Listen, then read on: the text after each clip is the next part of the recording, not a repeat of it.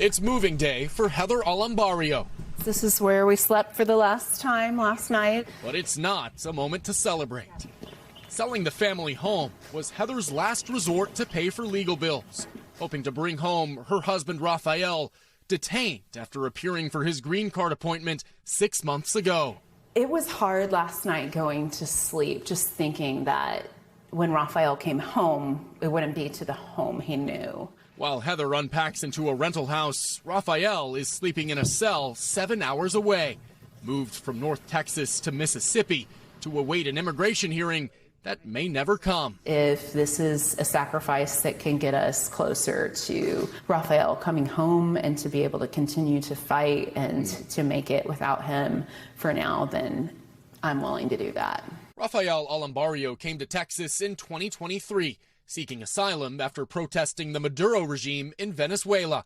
At the time, DHS found he was in credible fear for his life and had no criminal record. He was granted parole and allowed to live in the U.S. while applying for his green card, according to documents shown to us by his lawyer. He met Heather salsa dancing in downtown Dallas that same year.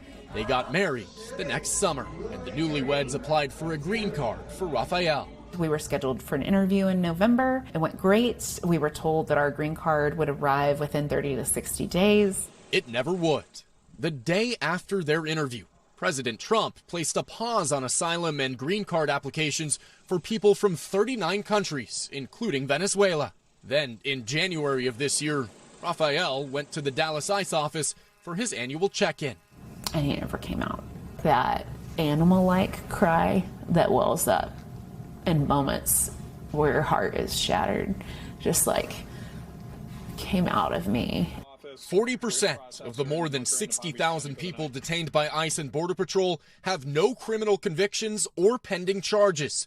More than 600 adults with positive fear determinations were still in custody by the end of March. More than 350 of them detained for more than 6 months, including Rafael. We asked ICE why Rafael was arrested with his green card approval pending.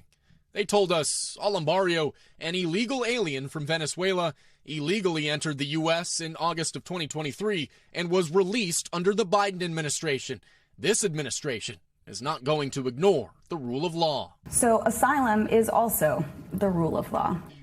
Immigration lawyer Caitlin Twyman has taken on Rafael's case. She showed us the extensive paper trail backing up his status as a law-abiding asylum seeker. This is a man with no criminal record who was married to a citizen who kept up with his routine immigration appointments, and then he was detained. Yes.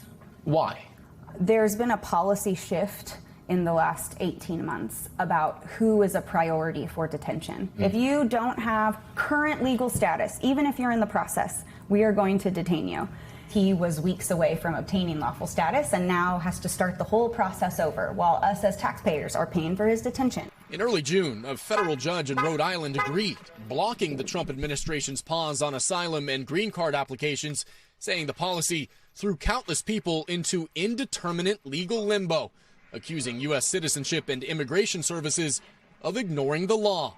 It's a cause for cautious optimism for Heather, but makes no immediate difference for Rafael, who says he's now struggling to keep on weight in a medium security prison in Mississippi. For now, Heather tries to hang on to hope for her husband's return. What will that day be like for your family? I think it'll just be such a relief to be able to hug him without guards watching and being inspected, and then our life could start again. Ryan Chandler, NBC News. We thank you for watching, and remember, stay updated on breaking news and top stories on the NBC News app or watch live on our YouTube channel.